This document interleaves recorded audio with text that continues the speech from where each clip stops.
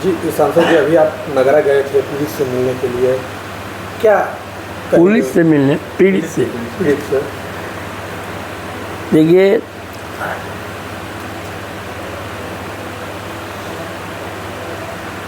जो आज मैंने अपने आँखों से देखा और वहाँ का स्थानीय लोगों से लेकर परिवार तक मैंने बातें किया, वह बिल्कुल आत्महत्या नहीं है, वो हत्या है। ये बात हमें समझ में नहीं आ रहा है। इसमें कप्तान को कौन सा तगमा मिलना था कि हत्या को आत्महत्या की संज्ञा दे रहे हैं। गरीब परिवार, पीड़ित परिवार, पिछड़ा परिवार, और उस परिवार की बेटी जिस पेड़ से घटना बताई जा रही है, सामान्य आदमी भी बिना सहारे के नहीं चढ़ सकता है।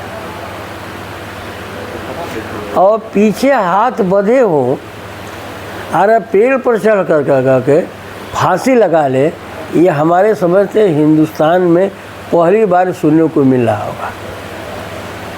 ये जो है न कहीं से दबाव में है, ये सत्ता पक्ष के दबाव में है। और इस घटना को जो है तोड़ मोड़ करके इन्होंने पेश किया है। ये जो घटना हुई है, इससे जो है एक आदमी प्रभावित नहीं है, तमाम लोग सवाल कर रहे हैं कि आगे क्या होगा। अगर इसी तरह से हत्याएं होती रहीं, आप उसको आत्महत्या का संज्ञा देते रहेंगे, तो फिर एक गरीब आदमी को न्याय कहाँ मिलेगा? न्याय तो प्रशासन से होता है, अब प्रशासन ही उसमें संलिप्त है। वहाँ का दरोगा सम्मिलित है, यहाँ का कप्तान सम्मिलित है। इन दोनों को हटा करके उसकी न्यायिक जांच करा दिया जाए, दूध का दूध पानी का पानी हो जाएगा। लेकिन वही पुलिस का कहना है कि जो युवती जो है यूट्यूब पे वीडियो देखकर और इसमें पीछे से हाथ बांधकर इस तरीके से उसने सुसाइड किया है। भाई यूट्यूब जो है ये प्रशासन का कहना है ना, है? मैं तो कह रहा हूँ कि भाई कप्तान नहीं या कोई सिपाही चले, अपने को अंजाम दे दे, देख लूँगा, जान जाऊँगा उस पेड़ पर कैसे चढ़ा होगा, कैसे हाथ बांधा होगा। यूट्यूब देख करके काम तो किया जा सकता है, लेकिन यूट्यूब अगर प्रैक्टिकली में नहीं है, क्या आपको दोनों पीछे हाथ बांध दिया जाए, पेड़ पर चढ़ कैसे सकते हैं? कैसे हो सकता है? आप दोनों आपका हाथ, आप चढ़ भी गए हों, आपको दोनों पीछे हाथ बंधे तो सुसाइड कैसे कर सकते हैं? ये तो बिल्कुल जो है सत्य से परे है। तथ्य को छिपाने के लिए आपके इस पर का ये बयान आया है। मैं इसकी भर्त्सना करता हूँ। इस पूरे घटना को लेकर समाजवादी पार्टी पीड़ित परिवार की किस तरीके से मदद? समाजवादी पार्टी, जब बलिया में घटना हुई तो लोकसभा में इसकी चर्चा हुई और राज्यसभा में भी चर्चा हुई। ये पूरी की पूरी जो है योगी के राज में पुलिस प्रशासन उनके सारे भ्रष्टाचार में लिप्त है और पुलिस जो है अपने कर्तव्यों का पालन नहीं कर रहा है। वो एक पार्टी के प्रति जो है अपनी वफादारी दिखा रहा है, वो पार्टी के प्रति वफादार है। वो देश और जिस संविधान के शपथ लेकर करके वो काम करने के लिए आया है, उसको शायद भूल गया है। जिस तरह से घटनाएं जो है घट रही हैं और आगे भी घटेंगी। समाजवादी पार्टी का बिल्कुल स्पष्ट व्यू है, गरीब, मजदूर, किसान, दलित, पिछड़े, शोषित पर अगर अत्याचार हो रहा है तो समाजवादी पार्टी मजबूती के साथ उनके साथ खड़ा होने का काम करेगी।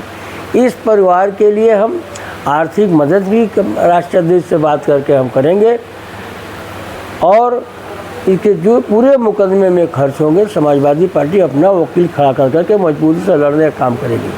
उसके बावजूद भी हमको लगेगा कि नहीं, न्याय नहीं मिल रहा है, तो हम इस शासन के खिलाफ हम जो लोकतांत्रिक तरीका है हम अपना विरोध भी जताने का काम करेंगे।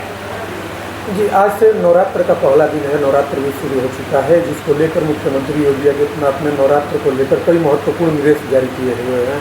मंदिरों के आसपास मांस, मछली और शराब की बिक्री पर पूर्ण रूप से बैन लगा दिया है, इसे आप कैसे देखते हैं? देखिए, मांस, मदिरा अगर त्यौहार में उनको बंदिश करते हैं तो क्या हमारा हिंदुस्तान या तो उत्तर प्रदेश आबकारी से चलता है? आबकारी का बजट न हो तो उत्तर प्रदेश नहीं चलेगा। आपने अभी जो हजारों करोड़ का ठेका किए हैं, आपने छूट दे रखा था। इस हिंदुस्तान में कोई भी आदमी आकर के ठेका डाल सकता है, और आपने 40,000 सामान्य जो एक नौजवान अपने मेहनत के बल पर जो है काम करना चाहता था, आप उसमें तमाम पूंजीपतियों को लेकर खड़ा कर दिए, और उनकी जो है जो गाड़ी कमाई जो 40,000 थी और 55,000 40,000 जब्त किया है। इस तरह से आप कई हज़ार करोड़ रुपये अब जो देश में जो है शराब के नाम पर जो है आप जब्त करने को लोगों का ने काम किए हैं। अगर शराब में बोली बोलने वाले को अगर टेंडर नहीं मिला था तो उनकी सिक्योरिटी को वापस करना चाहिए था। पहले तो मांग ये करता हूँ कि जो लोग अपना सिक्योरिटी के रूप में रुपया लगाए हुए हैं और उसमें सहभागिता किए हुए हैं और उनको अधिक बोली के कारण उनको काम नहीं मिल पाया है, तो उनकी जो है जमानत धनराशि को वापस किया जाए। दूसरी बात कि अगर जोगी हैं तो जोगी में शराब तो चलता नहीं है, गांजा चलता होगा, शराब तो नहीं चलता है, जो मैं सुनता हूँ, क्योंकि हम उस मठ के व्यक्तिगत वो नहीं है। शराब चलता नहीं, जो गांजा चलता है, शराब नहीं चलता है। अगर इस प्रदेश के मुख्यमंत्री योगी हैं तो बिहार के तर्ज पर उत्तर प्रदेश को जो है क्यों नहीं मुक्त कर देते हैं, शराब से मुक्त क्यों नहीं कर देते हैं? अगर वो जोगी हैं, बार दोहरा रहा हूँ, और जोगी हैं और प्रदेश के हिंदुस्तान के सबसे प्रदेश के मुख्यमंत्री हैं, तो बिहार में शराबबंदी हो सकती है। गुजरात से प्रधानमंत्री आए तो वहाँ शराबबंदी हो सकती है, तो उत्तर प्रदेश में क्यों नहीं हो सकती है? अगर योगी जी उत्तर प्रदेश शराबबंदी का काम करेंगे तो मैं उनको अपने तरफ से जो है उनको बधाई देना चाहता हूँ। लेकिन अगर ऐसा नहीं कर रहे हैं तो निश्चित उनके नाम पर जो है एक प्रश्नवाचक चिन्ह लग रहा है कि वो योगी नहीं है। देखा जाए कि ईद के मौके पे जो है मुस्लिम जो है वर्षों से परंपरा के तौर पे सड़कों पर नमाज पढ़ रहे हैं, लेकिन जिसको लेकर मुख्यमंत्री योगी आदित्यनाथ ने कड़े निर्देश जारी किए हैं और रोड पे नमाज पढ़ने से मुस्लिमों को रोक दिया है। उनसे कैसे? भारत एक लोकतांत्रिक देश है और भारत संविधान से चलेगा।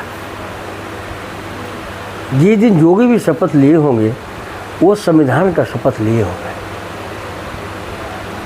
तो जब उनके अंदर इतना अहंकार आ गया कि संविधान के शपथ लेने का भी संविधान के अनुरूप काम नहीं कर रहे हैं, तो निश्चित रूप से आने वाले दिनों में जो है हिंदुस्तान की जनता प्रदेश में भी और देश में जवाब देने का काम करेगी। आज प्रधानमंत्री कितना कुछ भैया मुख्यालय के संघ मुख्यालय पहुंचे, आरएसएस के संघ मुख्यालय पे, इस दौरे का कैसे देख रहे हैं? एक जमाना देश में वो भी था कि आरएसएस पर बैन था, पीछे जाएंगे तो आरएसएस के शरण में इनको जाना ही पड़ेगा, क्योंकि जहाँ खड़े वो आरएसएस के बदौलत खड़े हैं। वो एजेंडा भारतीय जनता पार्टी का नहीं है, वो आरएसएस के एजेंडे के प्रधानमंत्री हैं। इसमें से कौन सी नई बात होगी? जिस घर से आए उस घर में गए, वहीं से आए वहीं गए, क्या दिक्कत है आपको? देखा जा रहा है कि मुख्तार अंसारी का छोड़ा यार, अभी भी उनके छोड़ा सूत्रे हैं, उनका भी एनकाउंटर अभी हाल ही में हो गल तो बहुत बहुत